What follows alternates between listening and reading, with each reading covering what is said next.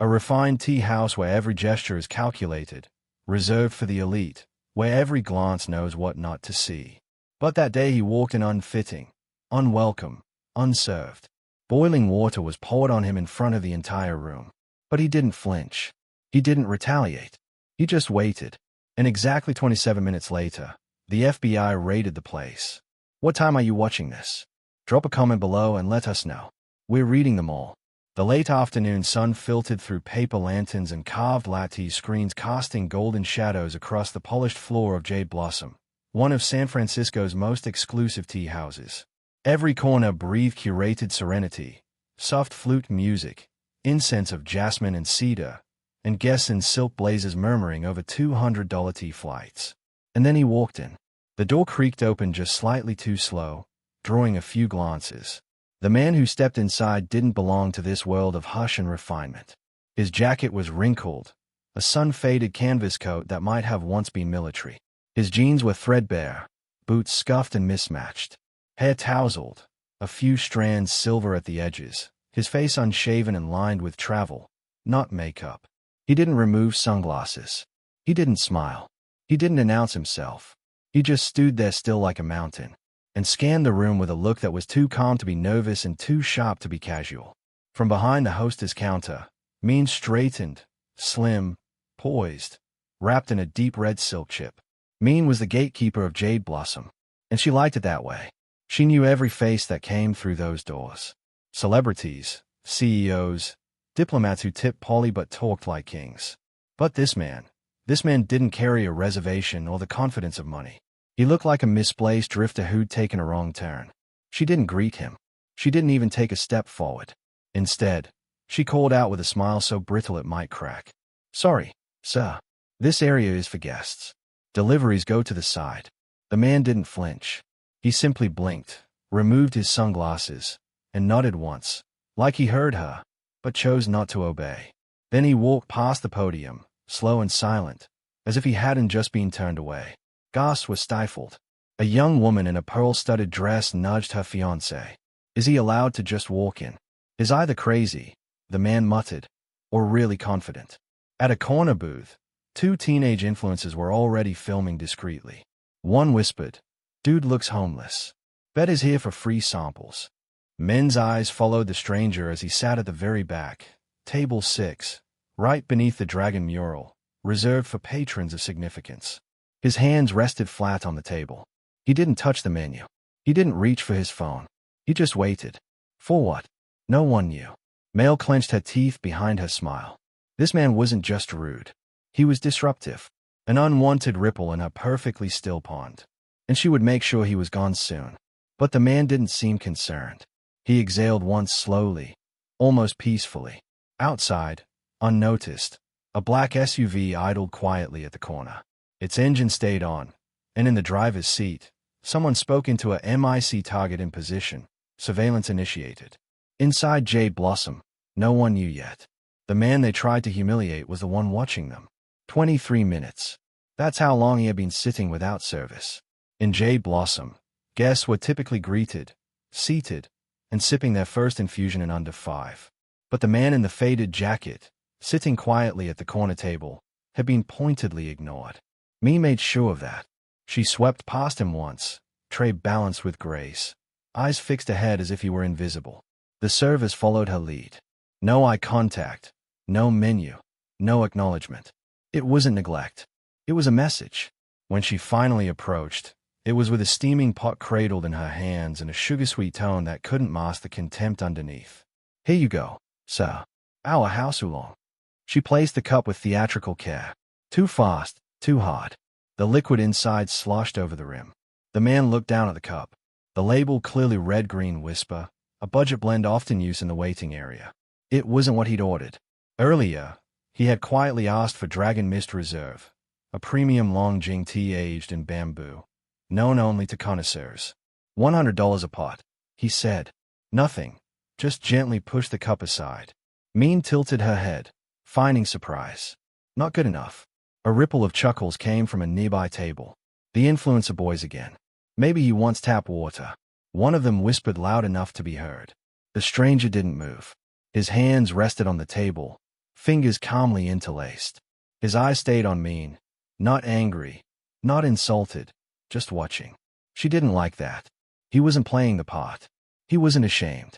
So, she escalated. "Would you prefer something hotter?" she asked. And without waiting for a reply, she reached for the pot again. This time, as she leaned in, the pot tilted too far, and a stream of boiling water splashed down across his lap and thigh. There was a collective gasp. He flinched just slightly, but made no sound. No shout, no curse, just a slow inhale as he reached for a napkin. "Oops," Min said, her voice dripping with mock concern. "Hot water. You okay, sir?" The table of influencers broke into laughter.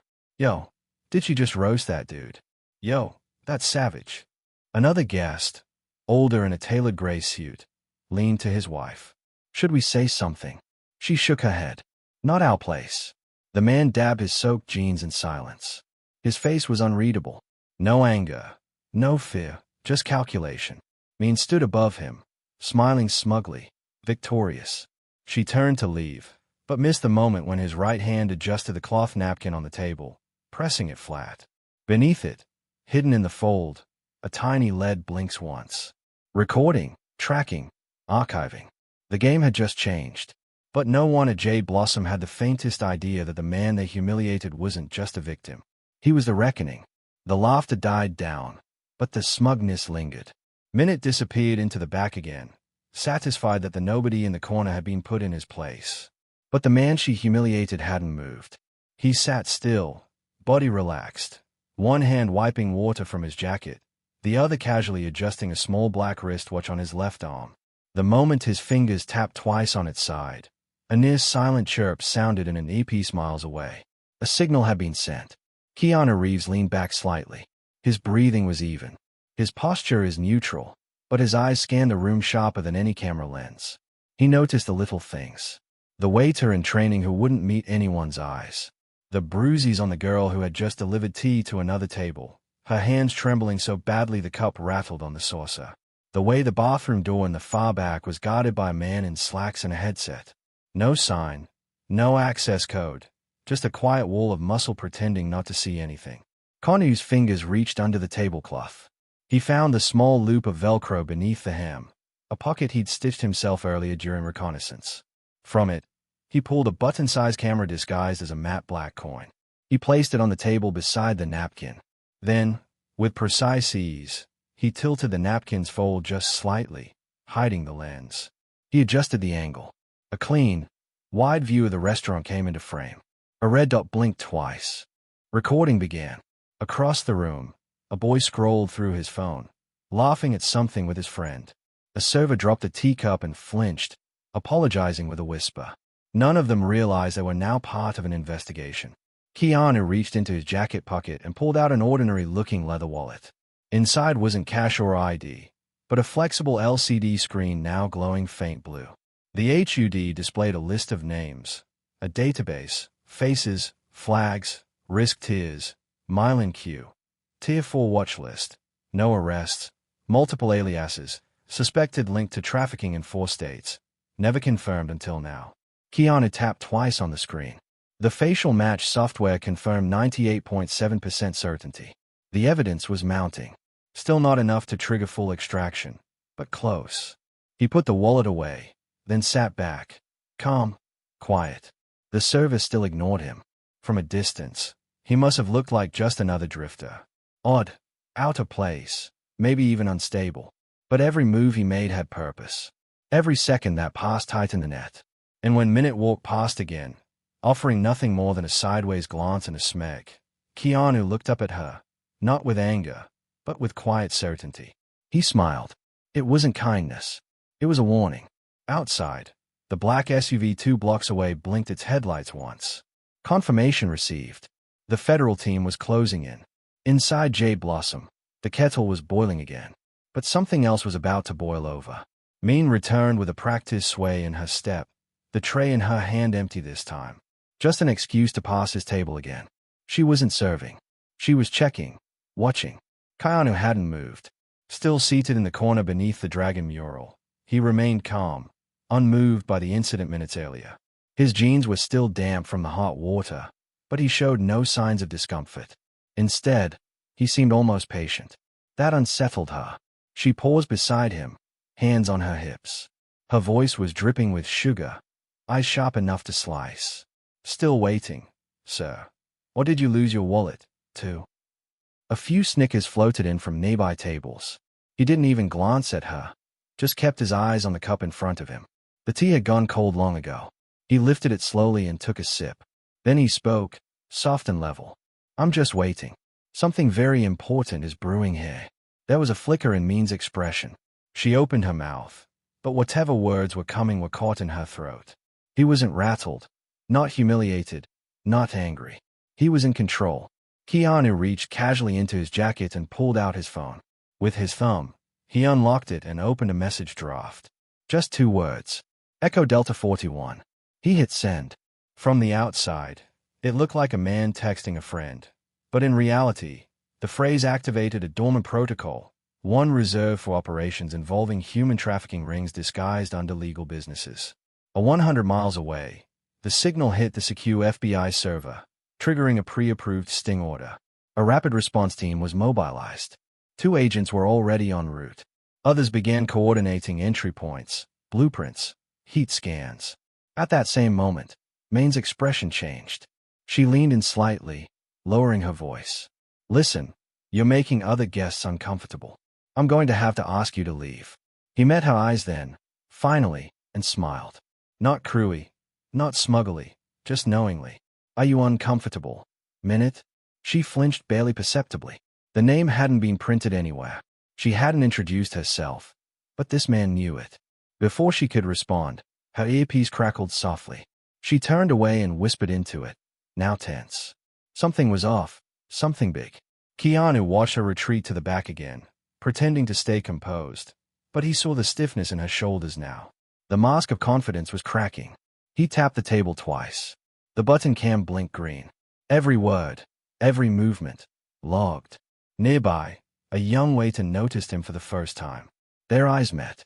The boy hesitated, then nodded ever so slightly before disappearing into the kitchen. The tide was shifting. Outside, 2 black sedans pulled up to the curb. A man in a charcoal jacket stepped out, flashing a badge at a passing patrol car. Inside Jade Blossom, no one noticed yet, but the air had changed. The guest in the corner wasn't waiting anymore. He was watching the countdown. "This way," Minute said. Her tone clipped now, the charm stripped bare. She stood beside Keanu's table, gesturing toward a spiral staircase veiled in red velvet rope. "Private room upstairs. You'll be more comfortable." Keanu held her gaze for a beat, then nodded once. He rose without a word, picked up the cold teacup, and followed. Every eye in the tea house followed them, too. He climbed the steps slowly, feeling the weight of the moment settle around him like smoke. Upstairs, the noise of the main floor vanished. The air grew still. Carpet muffled footsteps. The lighting was dimmer, the ceilings lower. Min walked ahead, heels clicking. She didn't look back. At the top, she opened a carved wooden door. In here. Inside was no private dining suite. It was a surveillance center, 4 wall-mounted monitors, a small server tower humming in the corner, a table with a bowl of untouched fruit, no windows. One of the screens showed a feed of the main floor, another the basement. Keanu's eyes narrowed. On that feed, visible in grainy gray night vision, were concrete walls, steel doors, and movement. Small figures pacing, huddled, or lying on the floor. One girl pressed against the wall, her mouth covered by her sleeve. Another banged quietly on the door with her fist, looking up at the ceiling like she knew someone was watching. They were. Min closed the door behind him and turned, arms crossed. "So, who are you really? Reporter? Cop?" She smirked. "You're not smart enough to be FBI." Keanu didn't respond. He simply scanned the room, eyes tracking the cameras, noting the wires, the emergency exits. Then he saw it. A narrow door behind the curtain. Heavy hinges reinforced basement access. He stepped toward the fruit bowl casually as if uninterested. A woman's voice from one of the cameras cried out faintly. Min ignored it. Instead, she moved closer. "Whatever game you're playing," she started. But Keanu raised a finger, silencing her, then reached into the bowl and lifted a small packet tucked between the apples, a folded napkin. He opened it. Inside, in shaky handwriting, "Help us," she lies. Something in her face twitched. A flash of panic. She lunged, trying to snatch it. But Keanu had already pocketed the note and stepped back. "That's enough," she snapped, pulling a phone from her dress and tapping rapidly. Keanu took one step toward the door. Outside, he heard heavy boots on the stairs. Back up, but not his. Bodyguards trapped between a woman running an underground operation and muscle coming to silence him. Keanu raised his wrist and tapped the watch again twice. A silent SOS across the city. Radios lit up. Inside the tea house, agents were already slipping through the front door with disguise badges and hidden earpieces. Time had run out for her. The two men who entered weren't in uniform, but their intent was clear. Broad shoulders, pressed shirts, empty expressions, and one subtle glance toward Minute that said everything. "Take care of this." Keanu stood still, hands relaxed at his sides, calm, watchful. Minute walked to the center of the room and folded her arms. "We gave you a chance to leave quietly. You need help finding the exit." Keanu exhaled through his nose, slow and steady. Then finally, he spoke, his voice quiet, sharp as glass. "Minu, born in Guangha, also known as Linjiang." He stepped forward, currently flagged as the suspected leader of a Tier 4 trafficking cell operating from New York to Los Angeles. The room frozen. Min blinked, her lips parting slightly. "Excuse me." Keanu reached into his jacket. Both guards tensed, but instead of a weapon, he pulled out a slim black wallet and opened it flat.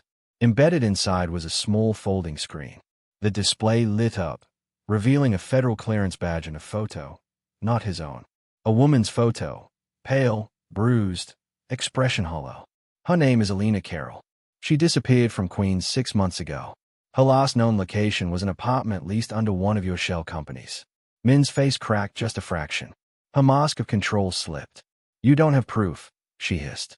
Keanu tapped his watch. A tone chirped softly. At that exact second, the hallway door burst open. "FBI, hands where we can see them." Chaos erupted. The two bodyguards turned, but were instantly pinned by agents in plainclothes with sidearms drawn. Another agent stormed in behind them, shouting coordinates and orders into his comm men back toward the surveillance monitors, trying to power them down. But Keanu was faster. He grabbed her wrist and spun her around. Hard, but precise. Not violent, just enough to disarm. "You dumped boiling water on me," he whispered. "You tried to humiliate me. You had no idea you were humiliating your last customer." She struggled, snarling. "You have no jurisdiction. This is a private business." The lead agent stepped forward, badge flashing. "You're operating on U.S. soil with U.S. victims in violation of federal and international law." She spit toward the floor, eyes darting. Then her gaze settled on the camera, blinking under the table. Everything had been recorded. Every word, every smirk, every lie. The agent nodded to Keanu. "We've got the basement secured. Multiple hostages. We're getting them out." Malin's arms were wrenched behind her. Steel cuffs clicked shut. Her voice broke into a shriek as she was dragged toward the stairs. "You don't know who I work for." Keanu didn't answer. He just watched her go. Finally silent, finally unmasked. And behind him, the monitors kept rolling. The truth had nowhere left to hide. Downstairs, Jade Blossom had become something else entirely.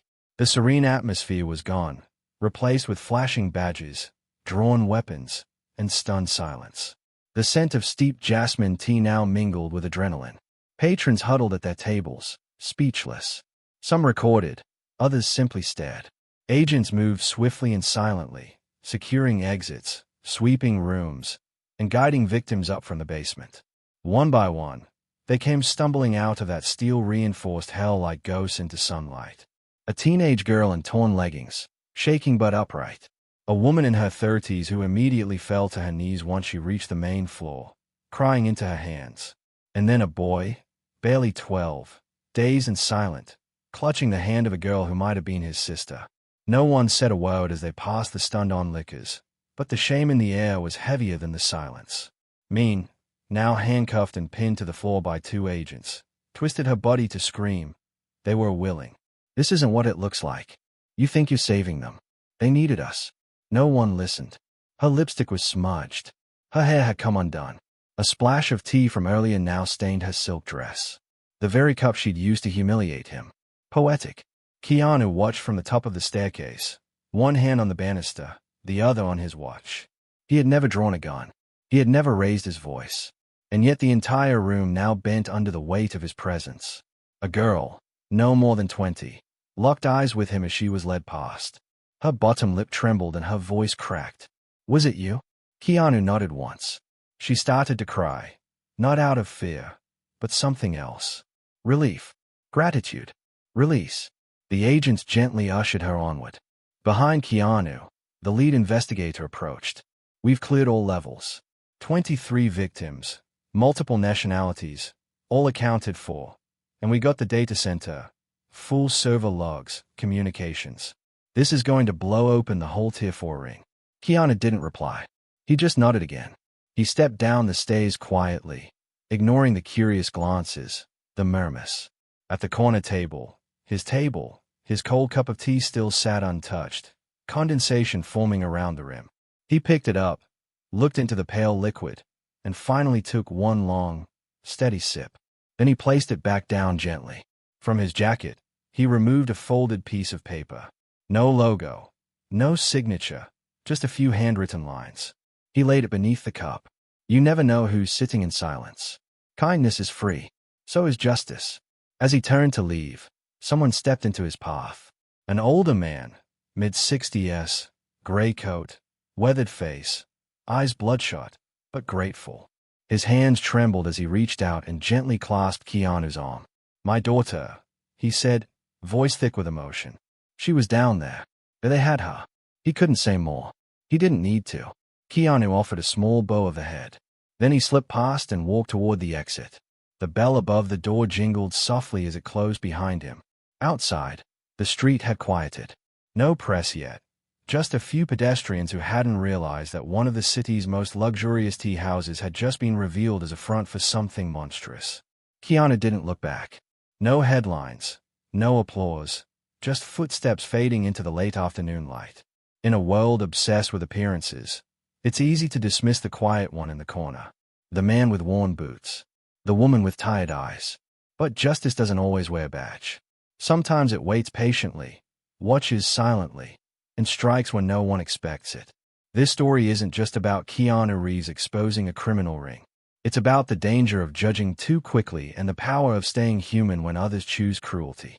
Because kindness costs nothing and dignity belongs to everyone. So the next time you witness someone being humiliated or mistreated, ask yourself, will you be a bystander or silent guardian? If you believe justice should speak louder than status and that compassion is always worth defending, comment yes below. We're watching. We're listening.